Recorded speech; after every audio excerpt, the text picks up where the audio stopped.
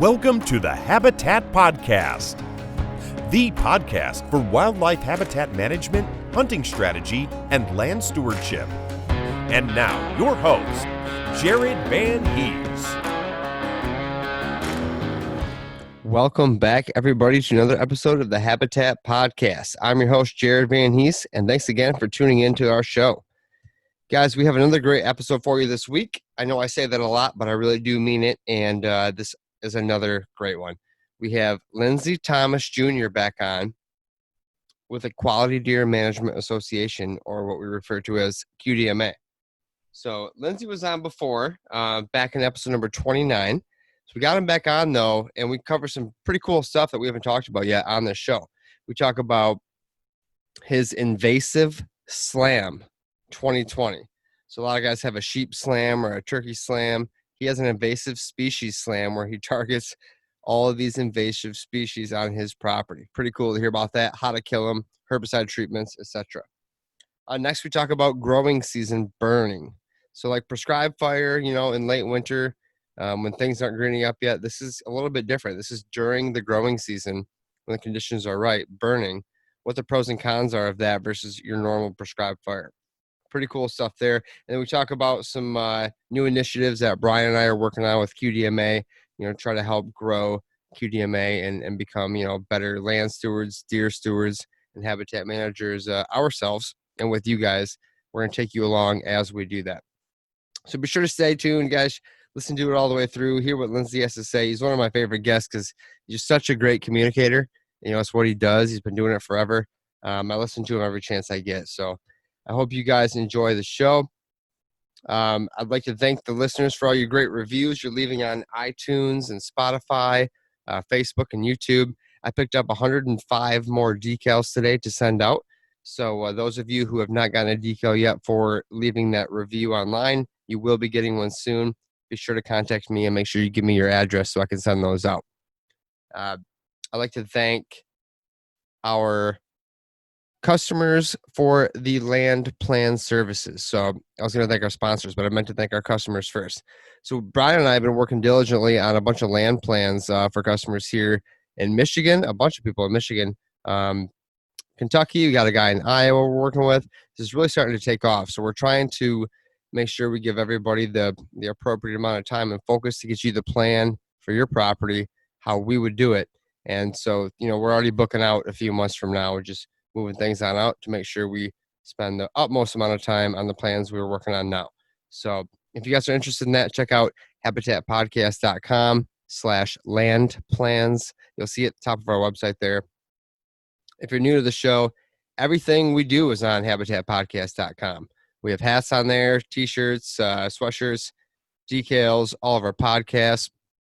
Oh, and we just put up our first, call it a blog post, I guess. I'm going to call it a journal entry from the Habitat Journal. So if you go up there on the website, you'll see a new section from the Habitat Journal. The first post we have on there is from our friend Al Tomechko, who's been on the show a couple times. He goes into the difference between hunting and habitat management and the mindset that comes along with each. Kind of, makes you step back and think a little bit about why you're doing what you're doing on your property. So that's a pretty cool Habitat Journal entry by Al. Thanks, Al. Guys, check that out at habitatpodcast.com. I'd like to thank Killer Food Plots for supporting us here at the podcast. Everybody, that's the type of seed we've been using. Well, I've been using for at least 5 or 6 years now. Brian's on year 2 or 3 with it. And we are just impressed with Nick's quality and the information and the seed mixes that he comes up with over at killerfoodplots.com. Don't forget, Habitat Podcast listeners get 10% off anything on the website. It's HP10%. So HP 10%. Make sure you use that when you order. That's a huge deal. I know a buddy of mine, Brian, he ordered his Border Patrol tonight for a farm we're working on here close to home. So he used the discount, and you guys should be using that too. That's what we got it for. So check them out at killerfoodplots.com. Bunch of great seed, high quality, good germination rate, and a bunch of cool mixes. And, tell them the podcast sent you. Next, I want to thank 5-2 Outdoors for supporting this show. I know Dale's been working diligently down there on his property, getting ready for hunting this fall. Check him out at 52outdoors.com. That's FIVE2 outdoors.com. He's also on Instagram and Facebook.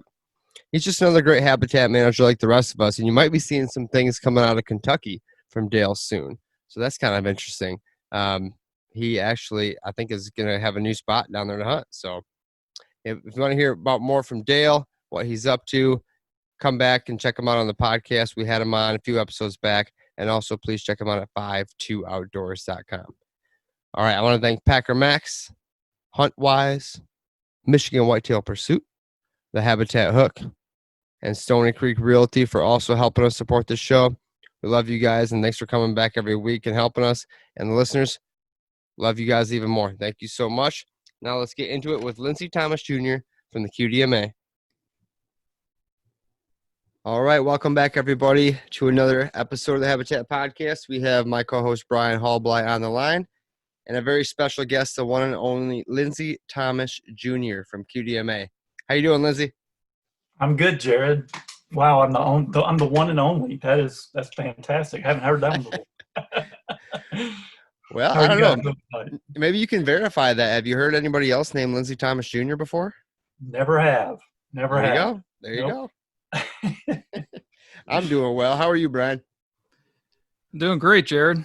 Just trying to get caught up on some work around the house here now that we got a graduate and everything's been closed. So we're kind of just figuring we're going to have the party here at the house. So a lot of work to do in the next month.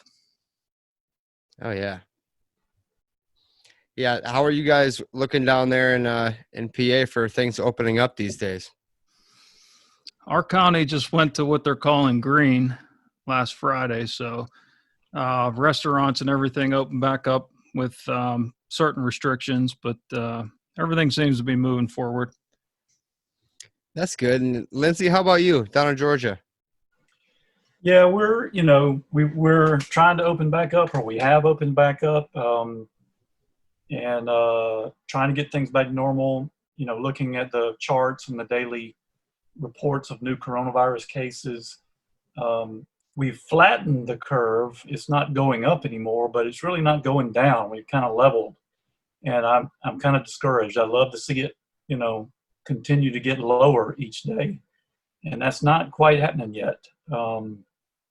So, we had a primary election today in Georgia, took my daughter to vote for the first time, and that was fun to be with her for her first time voting, but it was discouraging to see how many people there voting that today were not wearing masks. So, I'm worried we're not getting rid of this thing fast enough.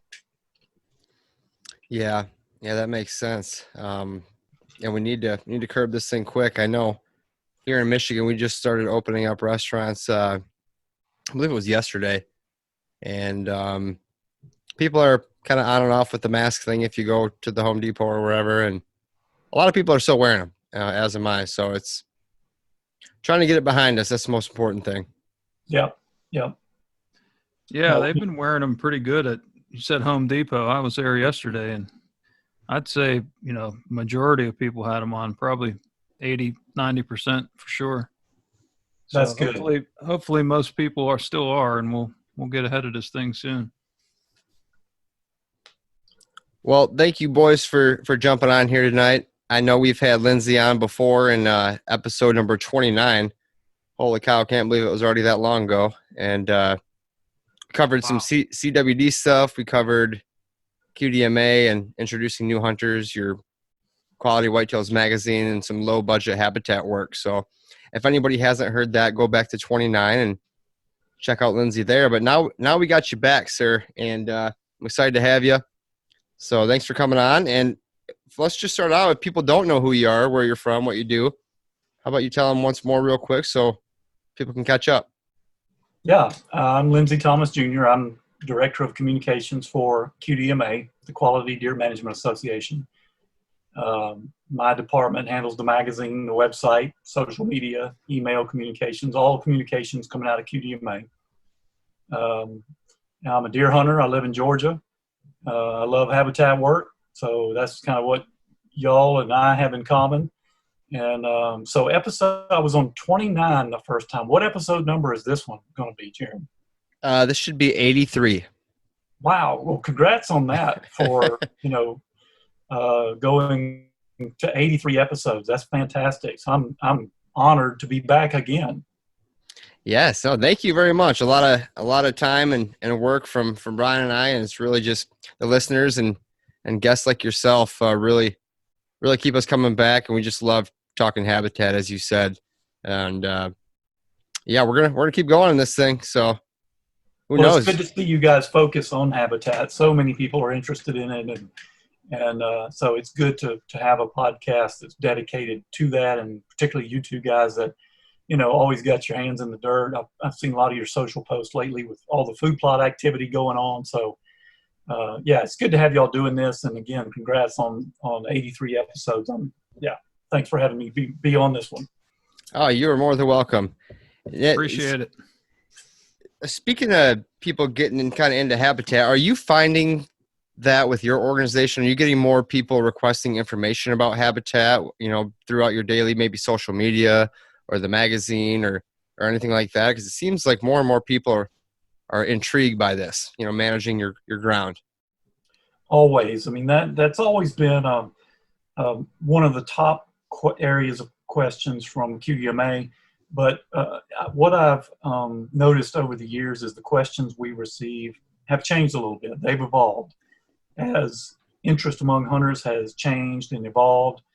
It used to be food plots was, the bulk of the questions we get about habitat. How do I do food plots? What's the best thing to plant? How much fertilizer do I use? How do you kill this weed? I mean, that was the preponderance of the questions we would get. We still get a lot of food plot questions. That's never going to go away, but it's evolved over time, and we get more questions now about tree planting and timber management and cover and natural forages, sort of going beyond the edge of the food plot into the woods. People want to know, okay, outside the plot, what else can I be doing to increase food and cover for deer, and how do I manage natural plants? And even in the food plot realm, the questions have shifted over time, and we get more questions now about how do I do food plots that are low impact? How do I use fewer herbicides and fewer chemicals? How can I do this without genetically modified crops and that kind of thing? So we've gone there as well. So yeah, habitat, I don't know if I could say that it's increasing in terms of the relative amount of interest in habitat in general, deer habitat, but I definitely can tell you it has changed and evolved. And lately, the bulk of it is more in the area of managing natural plants for deer. Very nice. And I think you're right on that. And I think the food plots, I mean, it's kind of where Brian and I started too, honestly, way back when. And we still like talking about food plots, talk about it probably every day on our text messages. But like you said, I mean, there's so many other things you can be doing out there. And as our listeners know and have heard, and like you talked about on your last episode with us. So yeah, I want to get into a couple things we're going to talk about here tonight. But first of all, I want to hear about the Lindsay turkey camp and how that went on your family property down there. I didn't have much. I got one gobbler this year. I didn't have a big turkey season though. I only got to go twice. Oh man. Yeah, the Grace Acres, which is my dad's land, my family's land, is 4 hours from where I live. And during the lockdown phase here in Georgia, we sort of had to think twice about traveling that far. Even down to stopping for getting gas and that kind of thing. But also, my dad is 76 years old, and I have not seen him in person since mid-March. We've avoided each other, and he's avoided my brother and my sister and their families as well. We talk a lot, but the last thing I want is for my dad or my mom to get this thing. So we've been very, very careful about that. Anyhow, for that reason, I didn't get to go turkey hunting much this year. But my daughter Laurel and I did slip away one weekend in April, and we're able to get away. She's just graduated high school this spring, starting college in the fall, and it's been a rough time for her as well. For any young person who's graduating high school right now, it's a very weird year to be going through those milestones. And she was kind of cooped up and ready to get out of the house too. So we both broke out and snuck off and took off for a weekend to Grace Acres and, planned to do some fishing and hunting. And so we got up the first morning, went turkey hunting. Laurel's been with me before turkey hunting, but never when I got a turkey. So this time we were very fortunate. We got a gobbler that morning. And it was a great hunt. I got to go back another time later in the spring and did not have any luck that time. So 2 hunts, 1 gobbler. That's a pretty good batting average for me. Oh yeah. Yes, sir. Is she pretty into it too? She is. She loves to fish, and she deer hunts with me. She wasn't, I asked her, I said, look, do you want to try to shoot a turkey? And she wasn't quite there yet. She said, no, but I'd like to go with you. So she was there with me, and it was a good hunt. It was not one of those easy ones that we had to work at it. Birds were gobbling early on the roost, but as often happens, you think you're close to a bird and you're calling and answering, and then they all fly down and everybody goes the other way. So we kind of had to follow along and get down in the swamp there at Grace Acres and work our way around. And eventually we had a bird answering and seemed fairly interested, but there was a creek between us and him. We had to wade it. Laurel did not have on knee boots, so she had to get up over her boots in the creek. But she was a real trooper about it, and we got on back in there and got set up. And shortly after that getting across the creek and getting set up, I called, and here he came. We could see him coming from probably 100 yards off through the swamp and strutting, gobbling. She got to see the whole show. It was a really, really exciting hunt and very special to have her with me. And then, of course, to enjoy bringing that home and cooking it, eating it, the whole works. She is going to study marine science, ocean sciences in college. So she's taken a lot of anatomy classes and things like that. And one of the things we did that I'd never done before with a turkey was she kind of wanted to do a necropsy. So we literally, after breasting the turkey out, we took it apart piece by piece and found all the parts and the gallbladder and everything. And it really was, the heart, all of that. And she showed me some things I didn't know about, how it was put together. Anyway, Wow. It was pretty interesting time. Oh, congratulations. Sounds like a great time up there. Yeah, we did have a good time. Thank you. So I have to ask, what's your number one turkey recipe then? My old standard, and it's really the only thing I've ever done, is just turkey fingers deep fried. I like to, cut them up in strips, soak them in buttermilk for 24 hours, and then just roll them in some salt, pepper, and flour and deep fry them. That's my favorite. So I've tried it other ways. I've tried, smoking a turkey breast in the past, and it just didn't turn out very good. So, when turkey fingers are a big hit among everybody, it's hard to go away from that. Sure is. It's the same way we do it here. Kids love it that way too. Yep, they really do. Yeah, it's hard to beat hot oil for sure. Just about anything's good. So, Lindsay, I've been noticing you've been posting a lot of hashtag Invasive Slam 2020, and you've been really putting the work in on the invasives. Could you walk us through what that is and maybe what you're targeting? Yeah, that's just, an idea that hit me this year. I don't even know. I can't even remember now when I thought it up or why. Just getting outdoors at QDMA headquarters, looking at the ways we can improve the deer habitat there, looking at it on my family's land, other places I hunt.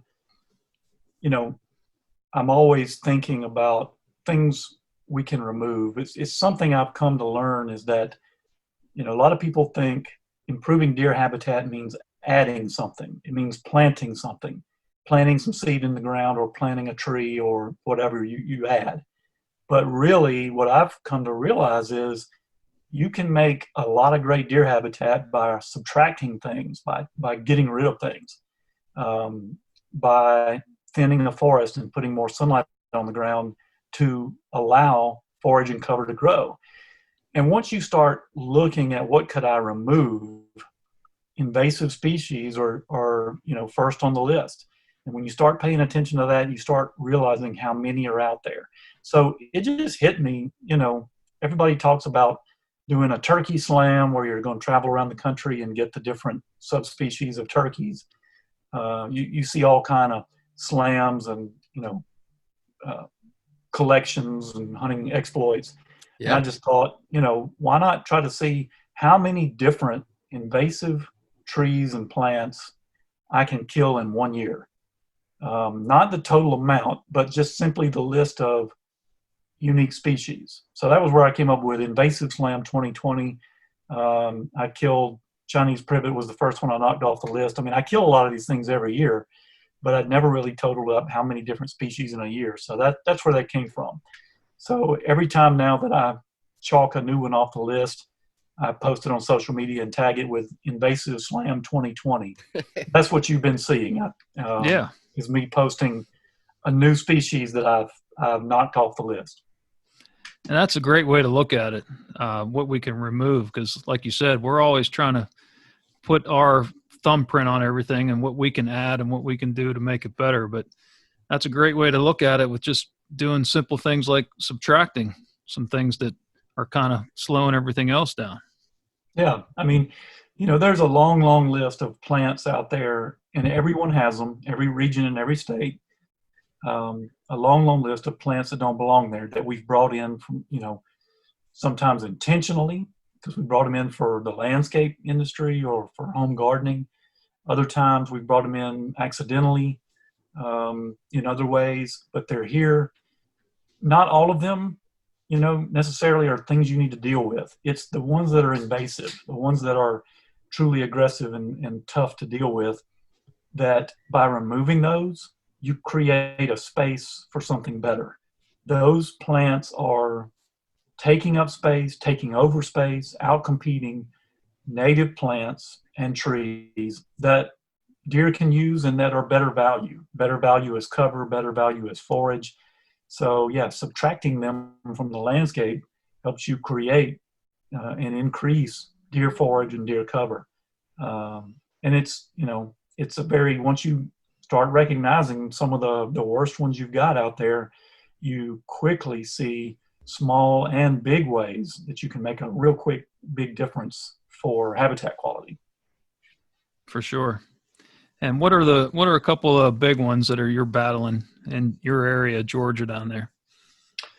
Yeah, it's, there's a lot of them. Some of the trees that I'm going to kill or have killed, Chinaberry, mimosa are pretty bad. In South Georgia, we got a tree called the tallow tree I think it's also Asian. It's pretty bad, particularly in river drainages. We don't have them here in North Georgia, so I'm going to have to travel to Grace Acres to get that one. And then there are the calorie pear is another one that's very bad. And the thing about it, you can still go today and buy those at Home Depot. They call them Bradford pears, calorie pear. It's all the same thing. And it's a terrible invasive. It was supposedly, quote, sterile when they decided to start marketing it here. Don't worry, it's sterile. It won't ever get out of hand. Well, incorrect, it did.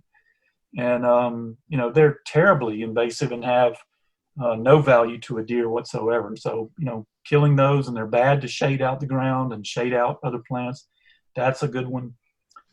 And those are some of the trees. Here in North Georgia, we've got kudzu, which is a vine, and that's a very bad one because it blankets the ground in large areas. It smothers other plants, shrubs, vines, and wipes them out. It will climb mature trees and eventually smother them. So it's a bad one. Deer will eat it. It's not top of the line forage, but deer will eat it. And so a lot of people think, well, deer will eat this, so it can't be bad. But, the thing I've noticed about kudzu is these huge areas where it blankets the ground. Once we get the first frost and the leaves are gone, that area is a wasteland for wildlife until spring green up the following spring, because the kudzu has pretty much wiped out everything else. The deer can't browse the vines. The vines pretty much deteriorate into nothing in winter. So there's no winter browse there. So 6 months out of the year, yeah, deer will eat some kudzu leaves. The other 6 months out of the year, that area is just blank. There's no value in it whatsoever, cover or forage, for deer out there. Nobody can afford to have that much area on their hunting land doing nothing for deer 6 months out of the year. So, yeah, Wow. Saying that kudzu, deer will eat it, that's a poor excuse. There's a lot better things you can have than that. So kudzu's a bad one. In South Georgia now at Grace Acres, we've got something called Japanese climbing fern. It's similar. It's not quite as bad as kudzu, but it's similar in that it blankets things and climbs up things. The bad thing about Japanese climbing fern is it will climb up on pines and hardwood trees. It won't overtake them, but it'll climb up on the trunk. Then when you come around in winter or whenever to do your prescribed fire, those ferns catch fire and burn pretty hot right up on the bark of mature trees. And that causes a fire that otherwise would have had no damage whatsoever to those mature trees. It'll cause them to get too hot where those ferns are burning. So, that's one that's got to go. So, yeah, we could talk all night I could go on and on about the species out there that, as a deer hunter, deer habitat manager, you need to get rid of if you got them. Sure.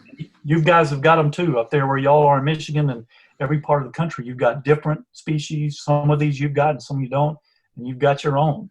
So yeah, to do my slam, I may have to come up and visit y'all to kill some of those up there to lengthen my list. No, I have some autumn olive with your name on it, Lindsay. So I will be glad to come help.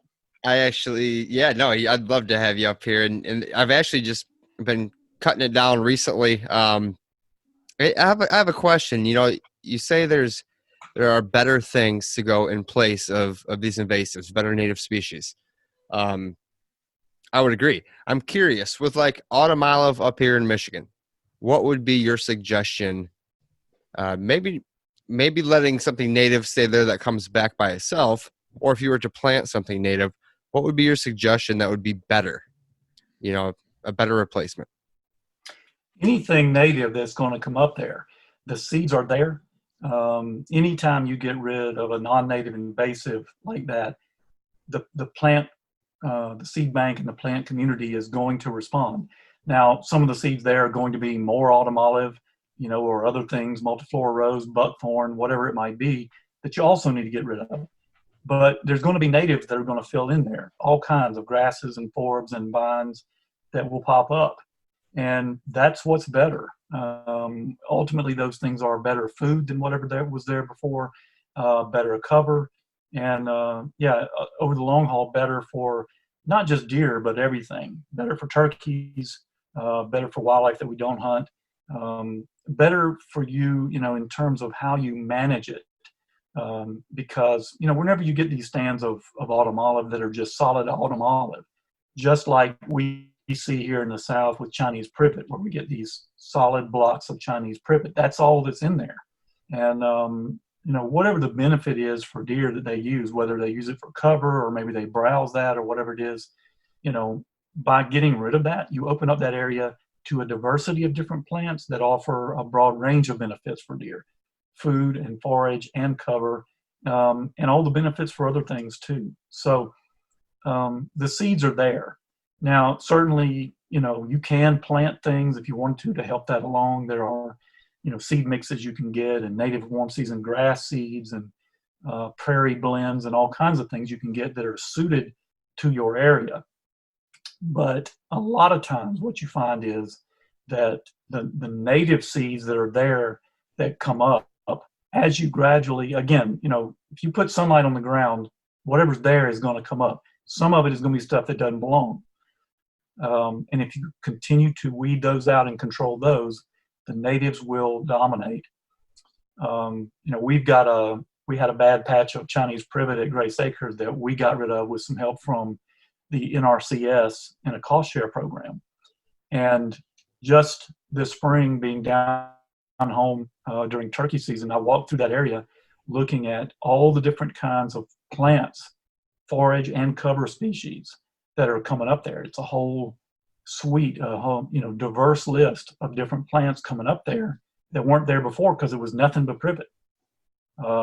Turkeys are using that area, quail are using that area, deer are using that area, pollinators are using that area, butterflies are using that area now.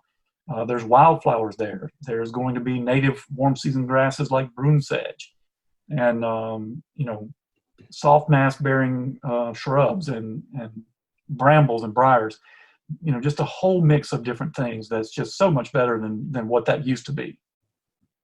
Yeah, that makes perfect sense, and very, very well said. You have a knack for explaining that very nicely. And with that privet or with my autumn olive, what do you do with it once you cut it down? I know we've had some discussions with some other friends of ours, Jason Hardy on here. They build, Rabbitat or things among that nature. What do you do with yours down there?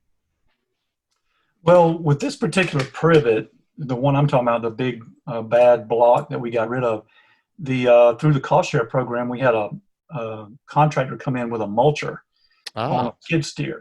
And man, he turned that place into a park overnight. What had been this nasty thicket of privet suddenly was a beautiful mulched, forest with a mulched floor to it. It was nice. You could have had a Frisbee tournament out there, but it didn't stay that way long. You have to spray when the privet comes back from the stump.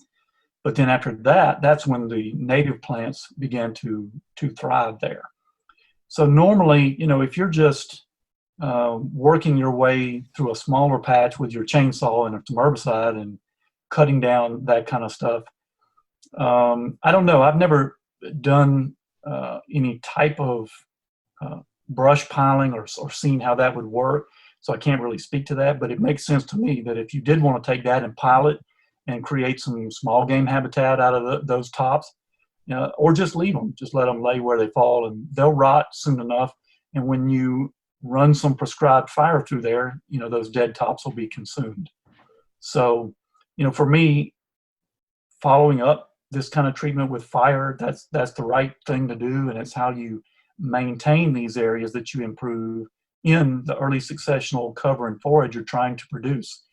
The way the clock works on any piece of dirt is you start off with grasses and some forbs, and that gradually becomes shrubs and then tree saplings. And then over time, now you've got trees and shade on the ground, and the forbs and the grasses and the vines go away, and you're back to a stage where you've got to come in with a chainsaw and cut the trees out to get sunlight back on the ground.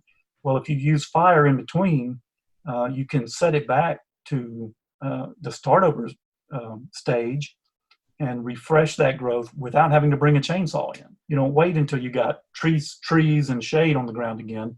You use fire to set back, and it's so much easier doing that. And I'm kind of going off down the fire rabbit hole now, but so to me, that's a whole other topic we could dive into, but as far as the tops of what you're killing, just let it lay. Some of the trees are big enough that you don't even have to cut them down. You can girdle them with a chainsaw and spray herbicide in the cut.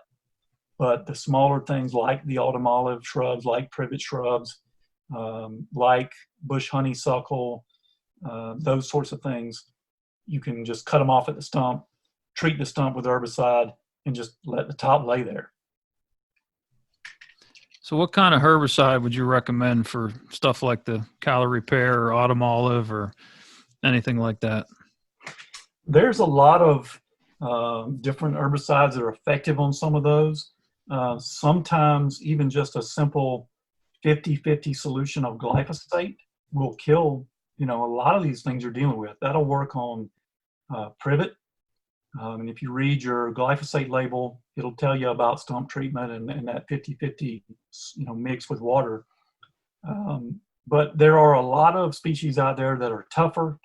Autumn olive, I think, is tougher. There are several others, China berry and a few others that are, fairly tough and aren't going to be killed effectively with that. Triclopyr is a real good one. That's Garlon 3A is the brand name. Triclopyr is the active ingredient. That's a pretty good one. You can also mix that at a 50-50 solution with water. And then that is very effective on a wide range of trees. Now, what we've learned about Garlon through some of Dr. Craig Harper's research at the University of Tennessee is it is weaker on some species like hickory and sourwood and a couple of others. So he came up with a cocktail. I called it the Craig Harper cocktail. That's a blend. And the nice thing about this blend is whatever you cut, whatever you girdle, whatever you're trying to kill, it will kill it. Now this is a blend that's for stump treatment and spraying in girdles, the cuts you do around the trunk of a tree. This is not a foliar spray. It's not you don't load this up in your backpack sprayer and hose down green plants and leaves. That's with glyphosate you can do that. I'm talking about stump treatment and girdle of large shrubs and trees. But that cocktail that I'm using, and when you see these pictures I've had on social media with the Invasive Slam, what that is a mix of Garlon and Arsenal AC. Arsenal is imazapyr. Now it's a little more expensive, but in this blend that Craig came up with, it's only 10% of your blend. So it goes fairly far. But the blend is you start and you have to mix it in this order. This is what Craig learned. When he was doing his research, he was trying out and learning that some of these herbicides had weaknesses, and he didn't want to have to carry several different squirt bottles through the woods with him while he was daylighting woods and getting rid of invasive trees. So he started experimenting with blends. What he learned was you could take a squirt bottle and mix 50% triclopyr or Garlon, then put 40% water on top of that, then finish off the final 10% with your imazapyr or Arsenal AC on top. So that's your squirt bottle. You have to mix it in that order, or else he found that it would gel. If you just dump the Arsenal in with the Garlon without the water in between, they'll gel. So, and then finally what you add to that is some blue dye to your squirt bottle. That way, when you're working through the woods, killing invasive trees or other trees, you can see what you've treated, what stumps you've sprayed, and what girdles you've sprayed. So in these pictures on social media that you see me sharing, you see the squirt bottle with the blue material in it. That's why it's blue, and you can see it where I've sprayed it on the stump. That's what I'm using, the Craig Harper cocktail. Now, are all those ingredients as readily available as glyphosate is? No, they are not. Glyphosate is, very widely available, as you know. You can just about get it at the corner gas station. But you'll need to order online usually, unless you've got a fairly well-stocked, pesticide, herbicide outlet near you. Most of the time you got to order those online. But you can find it from various forestry supply companies, food plot and pesticide supply companies. They'll have Arsenal and Garlon. Now, don't get sticker shock when you look at Arsenal. It's about $450 for a 2.5 gallon jug. But when you look at the math on that squirt bottle, only 10% of that squirt bottle is Arsenal. So you can make 200 squirt bottles of that blend with that $450 jug of Arsenal. Now, the thing to remember, go back to what I said about Garlon. It's much less expensive. It's about $120, $150 for a 2.5 gallon jug. Just a 50-50 blend of that Garlon and water will kill a lot of things. It's mostly just weak, like I said, on hickories and sourwood and a couple other things. So when you're working through a stand of woods and you're thinning hickories down to just a few select trees so that you can put sunlight on the ground, if you've got a lot of hickory in your woods and that's going to be a species you're going to need to thin out a lot, that's when you're going to want that arsenal and want to mix that Craig Harper cocktail. Okay, that makes sense. Now for the dye, is that just dye you can pick up anywhere? Yeah, it's just blue colorant. I think you can Google blue colorant, and most wherever you buy your herbicides, you should be able to get that dye. And don't spill that dye in the back of your vehicle. That sounds like you're speaking from experience. Yes, sir. I picked that up for when I first started spraying my food plots. I would use that. I've since abandoned that technique, but yeah, like I picked it up at a Rural King up here. I think it was exactly for they called it like spraying dye or something along those lines. It was very blue and made a mess, but I can see how that could be helpful in your cocktail bottle, knowing what you've treated versus what you haven't. Yeah, when we're doing forest stand improvement, I like to do it with two people. One person running the chainsaw, one person running the squirt bottle. And you're working your way through the woods. You're looking for trees you can remove, whether they are invasive trees, whether they are, we've got in the South, we have the sweet gum tree, which is a native tree, but it's just super abundant and super aggressive. So there's a lot of them out there. And, I'll kill a sweet gum wherever I see one. They have very little wildlife value and no value to a deer. So we're going through the woods. We're looking for, sweet gums. We're looking for invasive trees. And we're looking for really any tree species that's overabundant. I mean, even a white oak, y'all, there's no tree that's sacred. White oaks are a great deer tree, but if you got too many of them, what we've learned is you can pick a good one in an area, get rid of the others, and that one tree will now perform better than the crowd in producing acorns by giving that one tree more room. Meanwhile, you've put daylight on the ground and you're encouraging foraging cover. So, I've had some people, notice me talking about killing beech trees or oak trees and be outraged. What? A squirrel will eat a beech nut. Deer eat acorns. Well, yeah, but that doesn't mean that every one of those trees is sacred. If you leave them all there, none of them are going to be very productive. So what I'm talking about here is a selection process where you're, selecting down to some individuals you're going to leave so that they can be more productive. Meanwhile, in between all the trees, you've created sunlight, and that's going to drive your foraging cover. So as we're working through the woods, we got one person on the chainsaw, one person on the squirt bottle, and that dye becomes important then because you're moving fairly fast. And, if you look back and you see a tree you girdled and you didn't spray it, you missed it, and you go back and hit it real quick. So that's where that dye becomes very useful.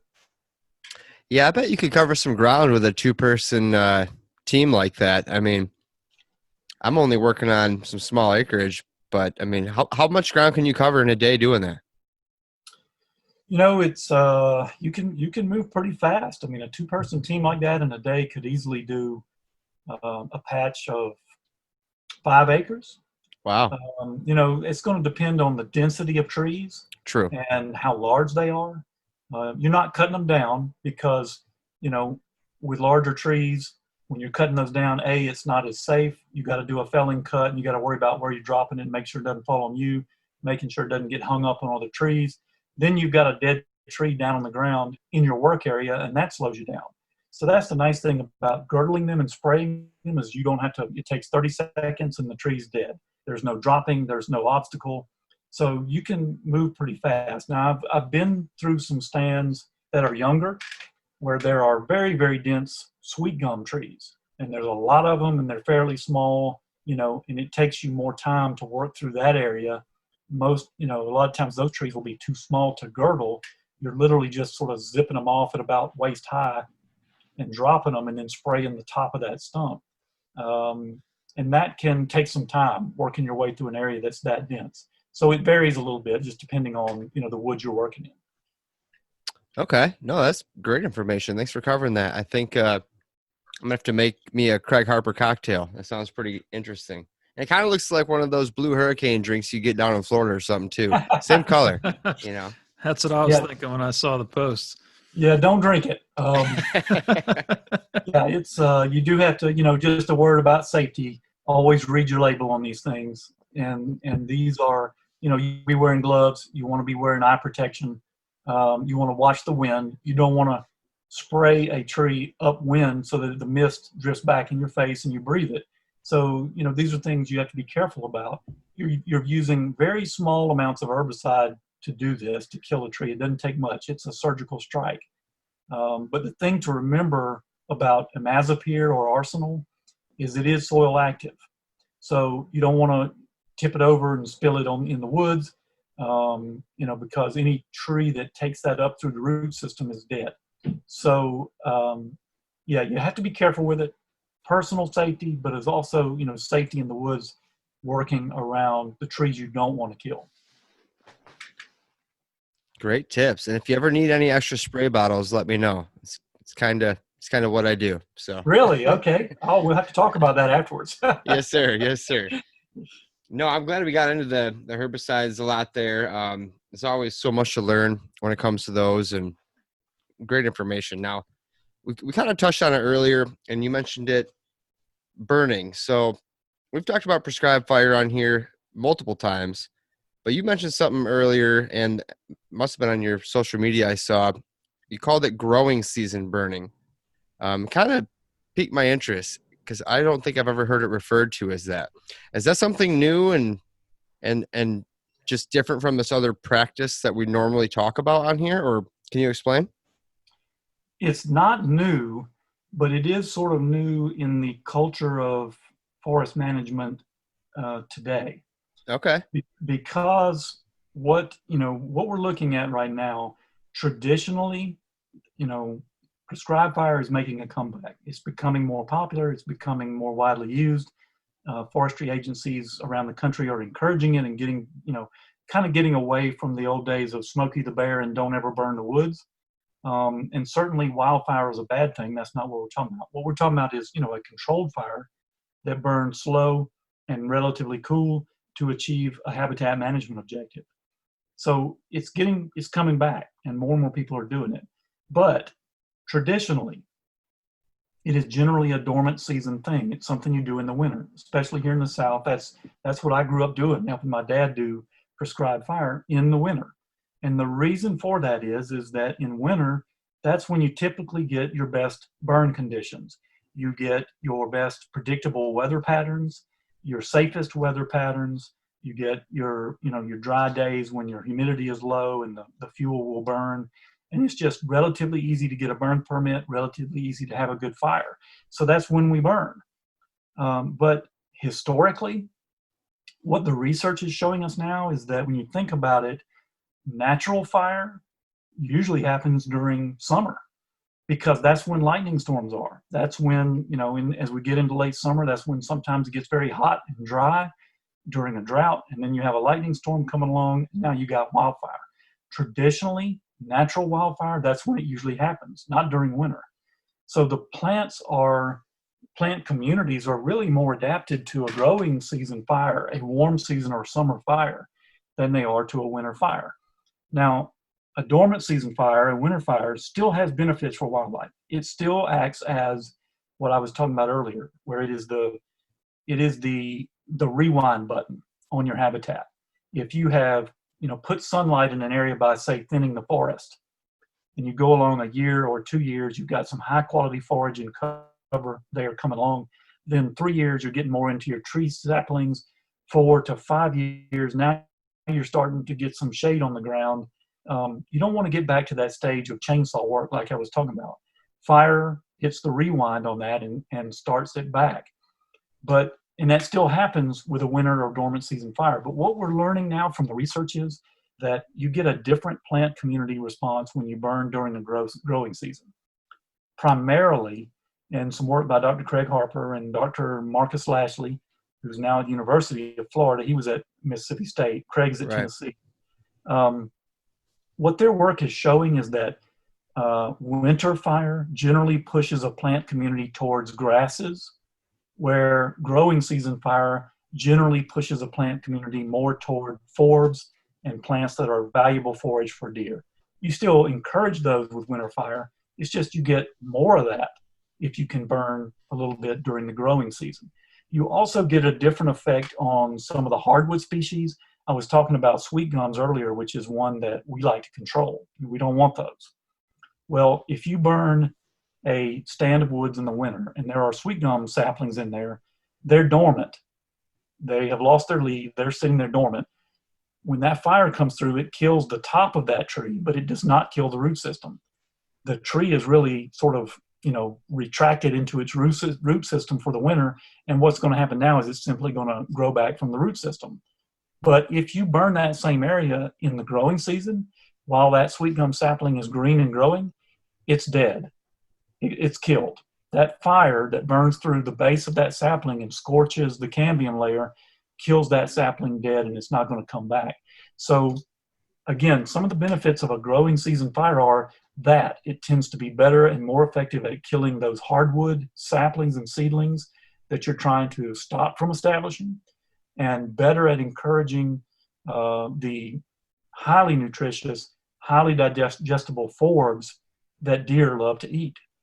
So, when you saw me kind of celebrating on social media that we'd gotten a burn condition, a good burn day in May, and my dad was able to do some fire, I was just excited about that because, having read this research, I knew that I wanted to begin to do some growing season fire. Not all of it. I'm not talking about converting our entire fire effort into growing season fire, but simply to add some diversity to that effort and take some small patches and do some growing season fire and see what the effect is. And hopefully it'll be exactly what I just explained, that we will get some highly valuable deer forage.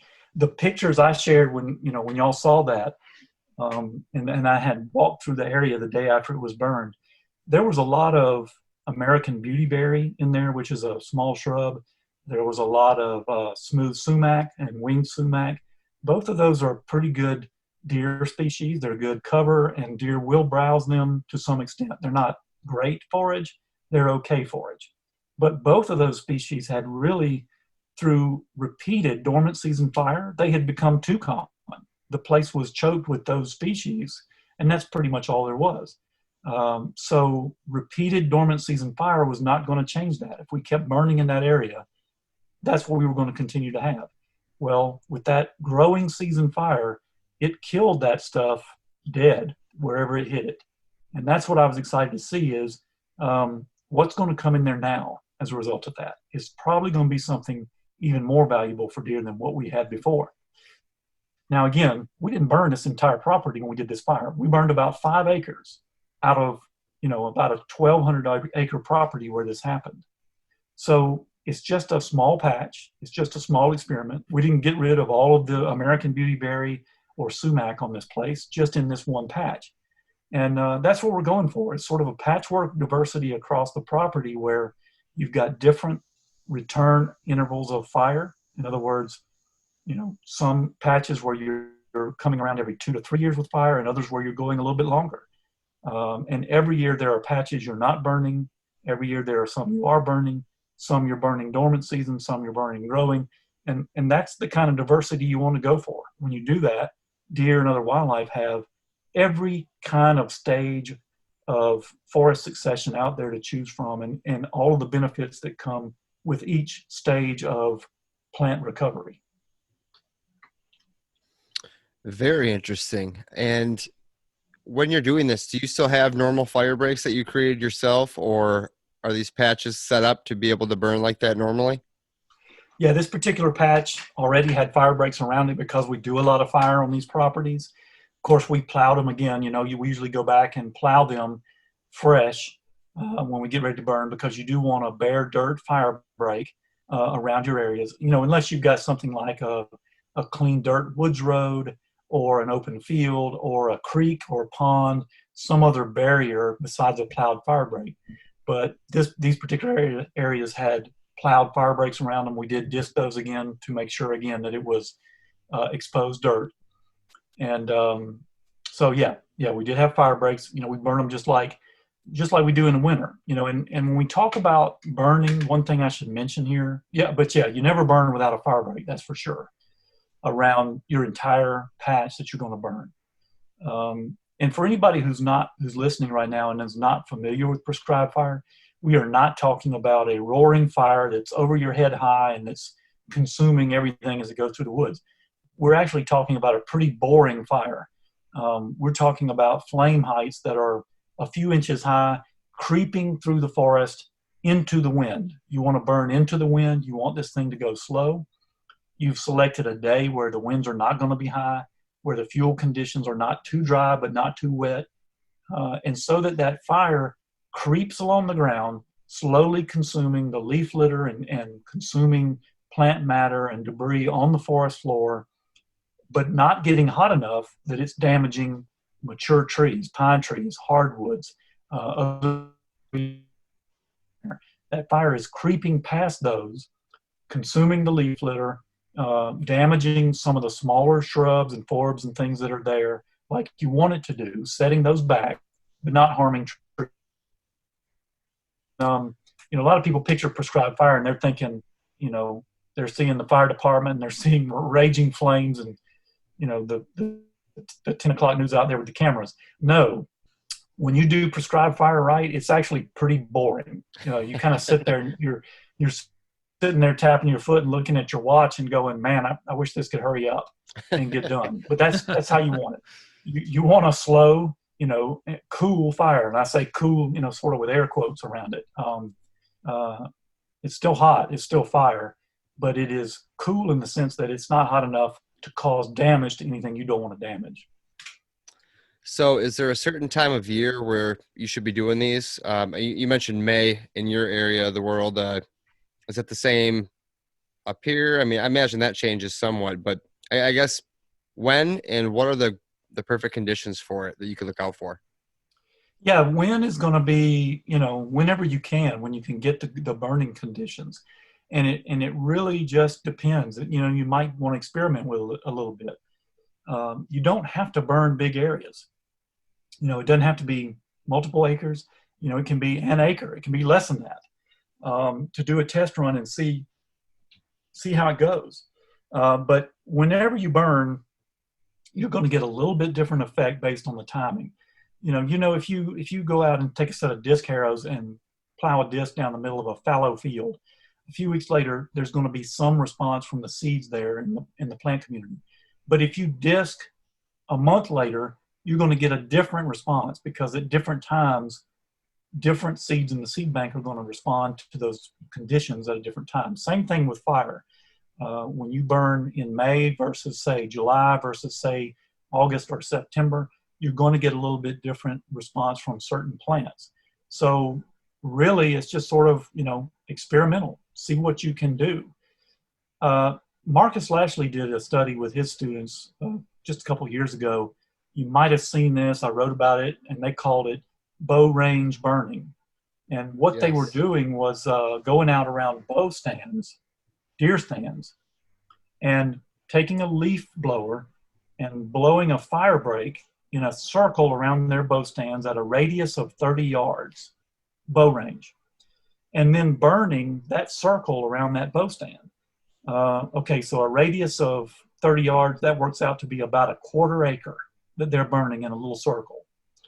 And what they were doing was burning in early September so that when bow season opened in late October, the attraction of that little spot that had been burned and the plants that were recovering there would be very high for deer. And they documented 13 times more shot opportunities on deer around the burn stands than around deer stands where they had not burned that circle. Wow. So, you can time it that way. And in that study, what they found was that, and this was in Mississippi, so it may vary somewhat in different parts of the country and where you are, but what they found was that the peak of nutritional quality of the plants that responded to the fire occurred about 7 weeks after they burned. So that's why they, set that fire in early September to time things for late October bow season. Now, again, where you guys are in Michigan, tell me, by late October, y'all got frost on the ground pretty much, don't you? Yeah. Yep.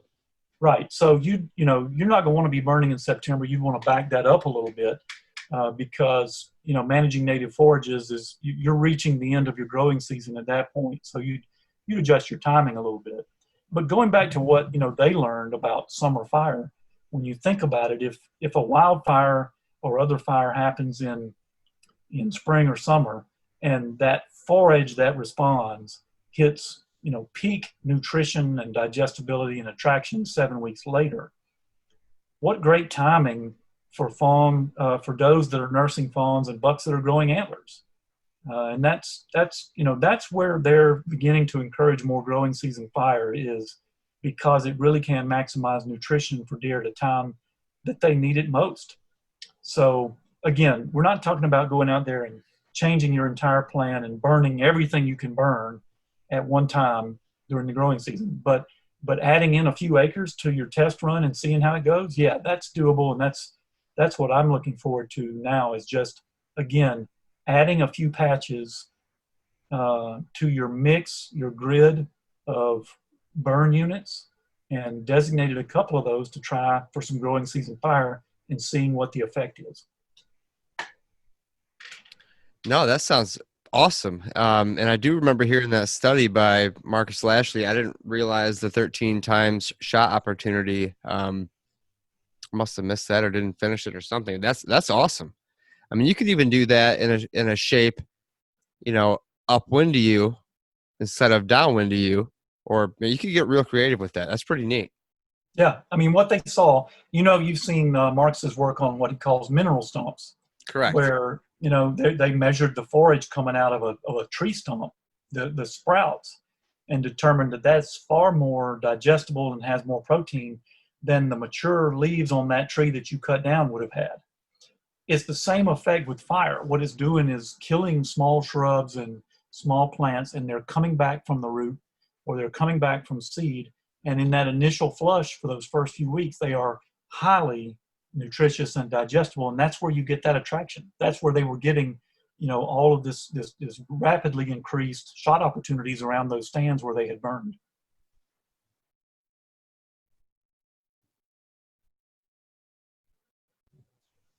Lindsay, one of the main reasons why we wanted to have you on, we discussed a little bit with you over email about trying to help out with the QDMA.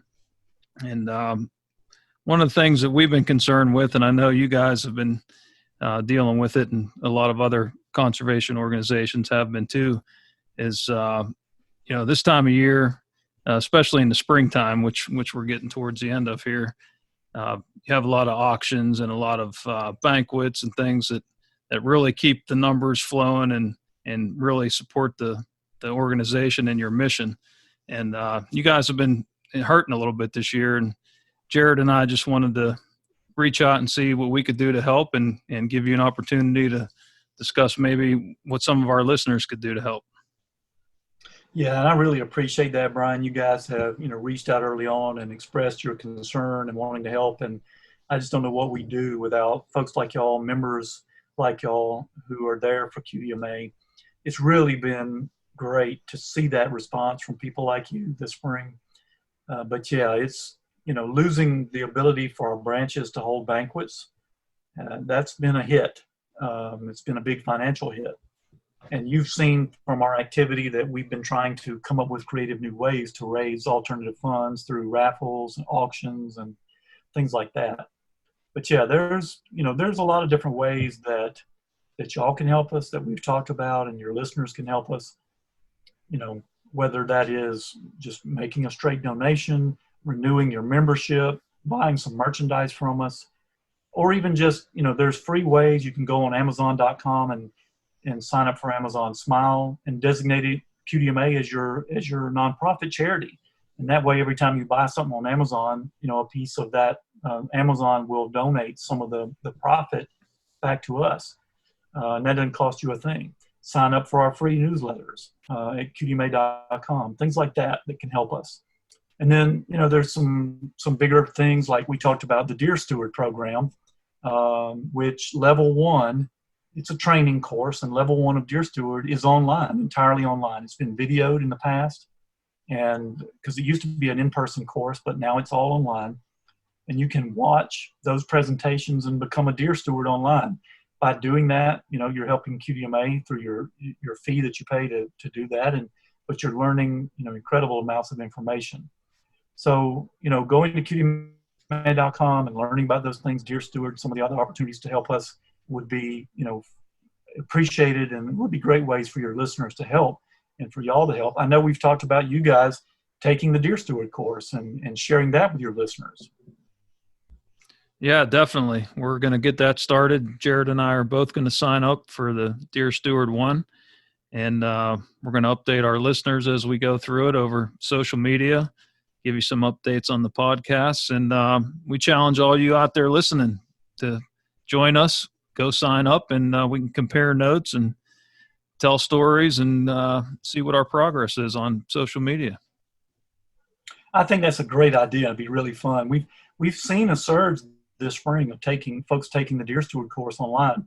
I assume it's because a lot of people were quarantined or stuck at home earlier this year, couldn't work, couldn't leave the house, and what better once you finish watching Netflix, it's a great way to fill your time and learn how to become a deer ninja. I think y'all will have a great time with it. You guys are very experienced and know a lot, but I guarantee you there will be things here that you will learn from these experts. And and chatting with your followers and your fans and your listeners about their experiences going through it, that could be really fun. Yeah, I'm definitely looking forward to doing that for sure. Give us a little walkthrough breakdown of what we have to look forward to with the Deer Steward 1 course.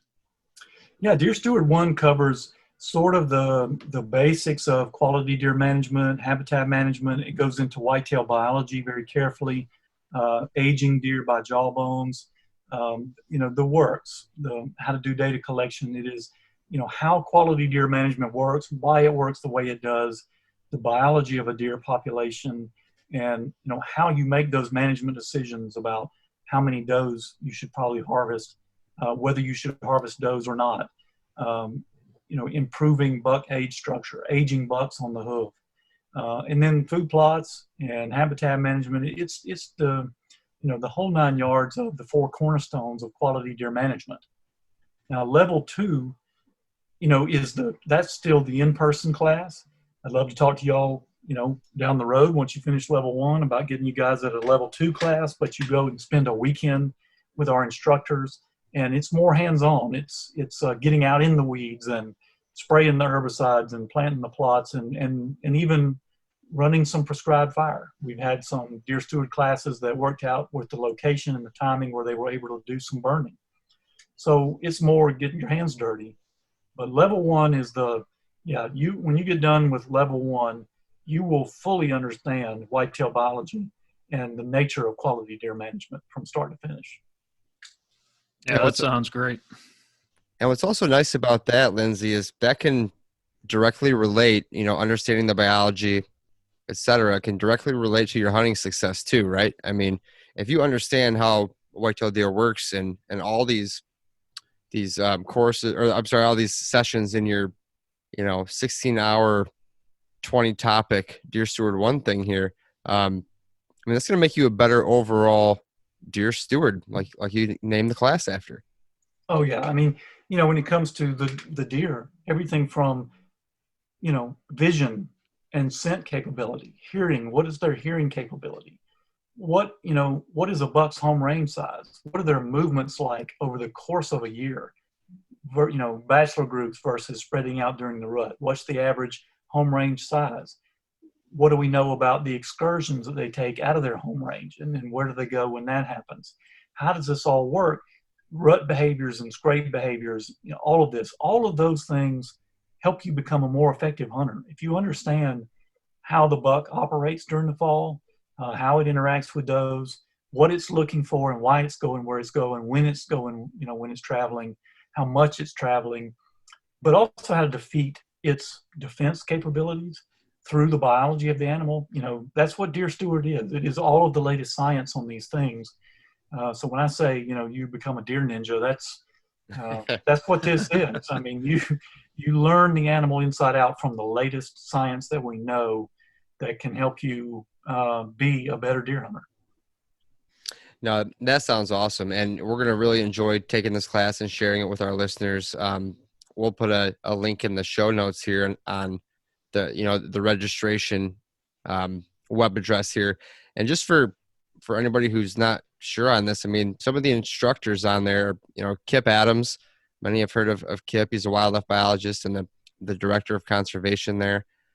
Joe Hamilton, the QDMA's founder. Dr. Craig Harper, like we haven't talked about him enough on this podcast. Love that guy and what he does. Dr. Carl Miller and even Matt Ross. I've met a handful of these guys, and I mean, this is going to be a fun course. I'm really excited. Yeah, these are they really are some of the most knowledgeable guys out there about the science. But in terms of practicing, what they'll be talking about, Matt is a certified forester and a wildlife biologist. Kip is a wildlife biologist and certified prescribed fire expert. So, these other folks, Carl and Craig, are university professors. Carl is one of he is the single most published deer researcher in the nation. Nobody else has done more scientific studies on whitetails than Carl Miller. And, Craig leads the nation's leading deer habitat research program there at the University of Tennessee. Nobody else has done more than Craig has on things like fire and forest management and food plots. These are, and then there's Joe Hamilton, who's been doing this for a long, long time, founded the QDMA, wildlife biologist and, deer hunter extraordinaire. So these are top-notch folks when it comes to understanding whitetails. And also to even put a little bit of icing on the cake, you're offering a discount during, 2020? Is it the full 2020 or how's that work? Yeah, we actually did that back in March when COVID-19 appeared. Basically simply to, take a little of the pressure off on folks who were stuck at home and wanted to do this, make it a little bit more affordable. So honestly, I don't know if that goes through the end of 2020, but for right now, it's in place. So, okay, better act fast. I don't know I don't think we're getting ready to cut that off anytime soon, to my knowledge. So, okay, great. Well, appreciate you explaining the Deer Steward 1 course for us and our listeners on here. And like we said, guys, we're going to come on here and talk. Brian and I, as we take this course, tell you all about it. So, look forward to getting into that. Yeah, for our listeners that don't know about the QDMA and haven't been members, I mean, just the magazine that you get alone is worth the membership fee. It's not very expensive at all. And just the Deer Steward course is just one of many programs. I mean, we don't have enough time to talk about. This podcast would be hours long if Lindsay told us all the programs they got going on. But definitely check them out.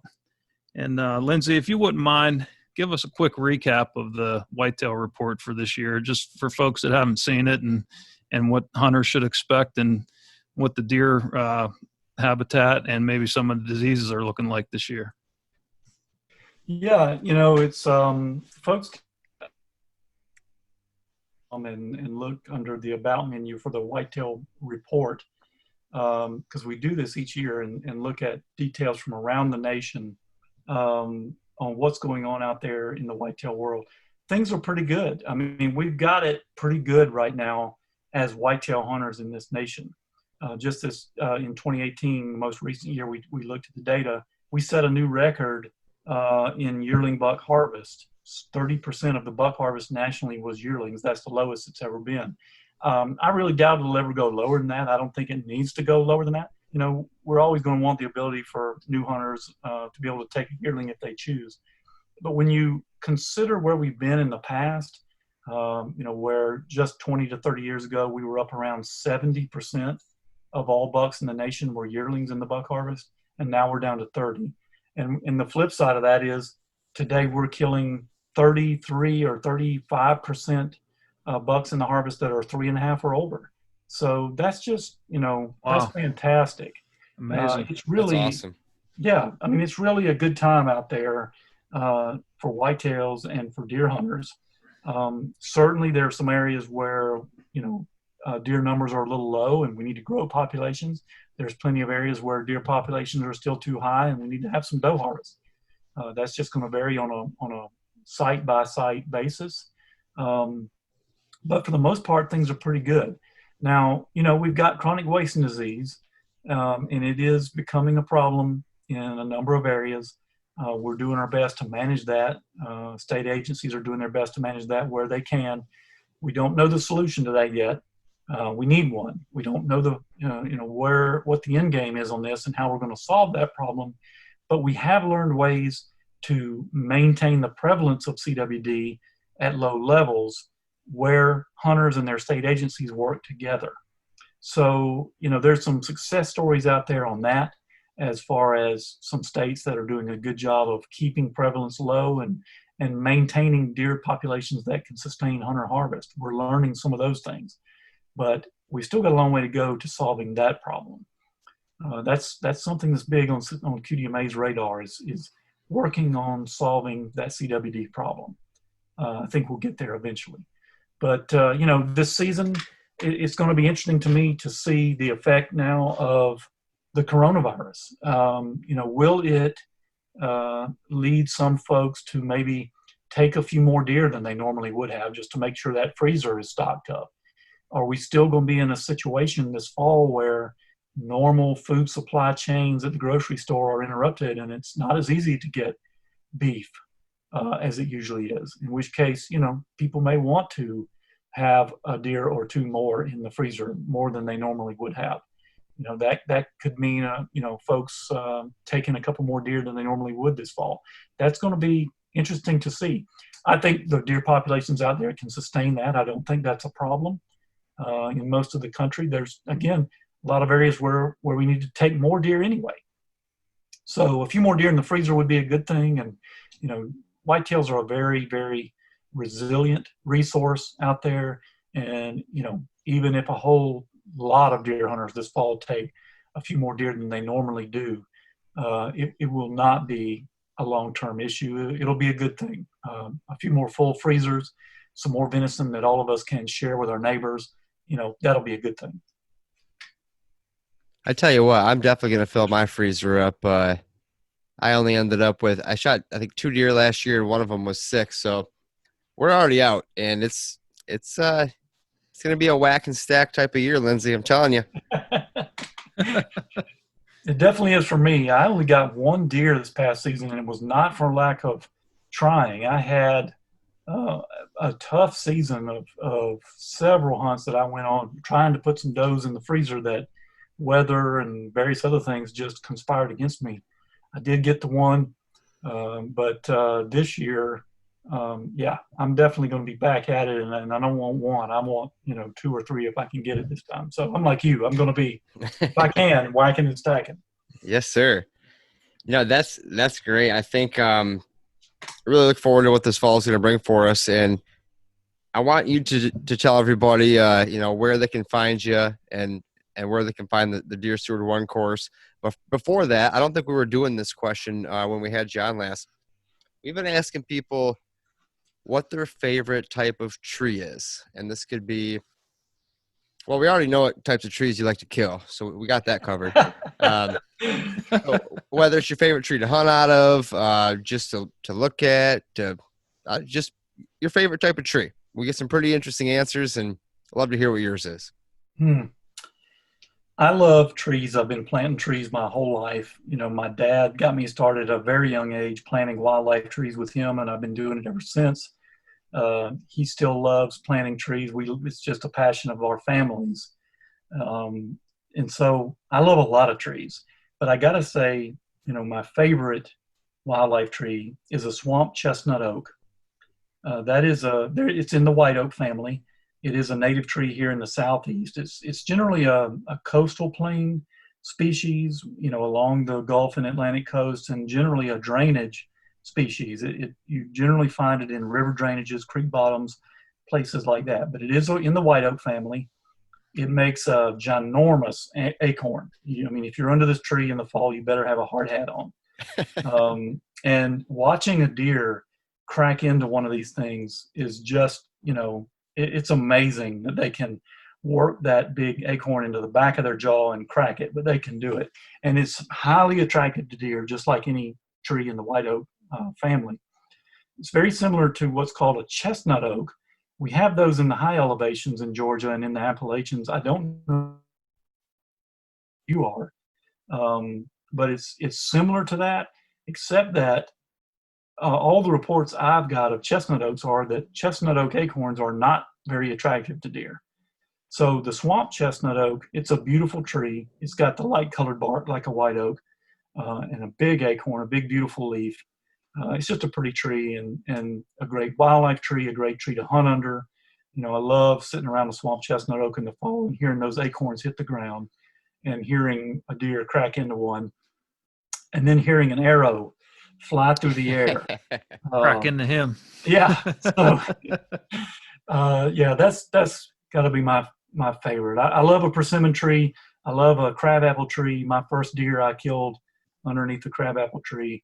So there are, others I'm very, very partial to, but got to put swamp chestnut oak at the top. Very nice. Great answer. I don't think we've had that one yet. Have we, Brian? I don't think so. No, I don't think. Awesome. That's a good question. Thank you for asking that. I'm glad y'all are asking people that one. That's a good one. Yeah, we get some pretty cool answers about it, whether it's, some family history, Grandpa's stand was there, or whether it's, there's some very cool types of apple trees that Michigan's QDMA member, Eric Schnell. Do you know Eric from up here in Michigan? Do. Yeah. Oh, yeah. Not the member, the state director, but. Yeah, Eric's a very active volunteer for us. Yes, sir. And ask him about apple trees sometime. You get a great answer. I'll do that. But yeah, it's a fun question. So, well, Lindsay, thank you so much. I want to be respectful of your time. Real quick, let us know where we can find you and follow your cool cocktail Facebook posts and all that. That's fun. Well, that'd be a good way to find me on Instagram, Twitter, or Facebook. Just search for hashtag Invasive Slam 2020, and you'll find my posts because I think I'm the only one who's doing it so far. But yeah, you can search for Lindsay Thomas Jr. on any of those platforms. Also, look for QDMA. You can learn a lot about us at QDMA.com. QDMA is on all the social channels as well, at the QDMA. So yeah, go to QDMA.com if you don't know much about us. A great way to find out more would be to simply go and sign up for our free weekly e-newsletter. Go to QDMA.com/newsletter and sign up free, and it'll be in your inbox every Thursday morning. You'll learn a lot about us. You'll learn what we're up to. You'll get some great content on deer hunting and deer management and habitat, and learn about events near you, all kind of stuff. So that's a great way to sort of get your toe in the water with QDMA. Well, Lindsay, once again, we appreciate you coming on and appreciate your time, and hope everything's going great for you guys down there. We got a lot in common this year with sending our daughters off to college, so I'm looking forward to following along with that also. Yeah, that's right. Congratulations to your daughter as well on graduation. So thank you. Same to yours. No, listen, I've enjoyed it. Thank y'all so much, Jared, Brian. Thank you so much for having me back. Always love talking with you guys, and especially here on the podcast, especially these topics. So I look forward to doing it again. Awesome. Well, thank you, Lindsay. Really appreciate your time, and it was our pleasure. And another great episode here for the listeners too. So thank you, and we'll keep in touch, sir. All right, y'all take care. Thank you so much, Lindsay, for coming on the show once again. Really happy to have you, and thank you for the great podcast we just recorded with you. Really appreciate it. Everybody else, thank you. The listeners for coming back. We can't do it without you guys. Please check us out online. YouTube, got a bunch of videos up there. HabitatPodcast.com, our Facebook, our Instagram. Follow along. We put stuff up there every single day on Facebook and Instagram. Love to have you guys follow along and show us what you're up to. I mean, honestly, we kind of get bored talking with ourselves all the time. I'd rather hear what you guys are doing and see what's going on. So check that out on our social and online. Want to thank Packer Max Cultipackers, Huntwise, Killer Food Plots, 5-2 Outdoors, Michigan Whitetail Pursuit, The Habitat Hook, Stony Creek Realty. Thank you all for supporting us once again on the Habitat Podcast. We're going to keep coming out with a bunch of great episodes, guys. Stay tuned. You can find us online or all of our podcasts on iTunes, Spotify, Stitcher. Everywhere you look for a podcast, we should be there. Thank you so much. We'll be back soon with another great episode for you guys as we become better habitat managers.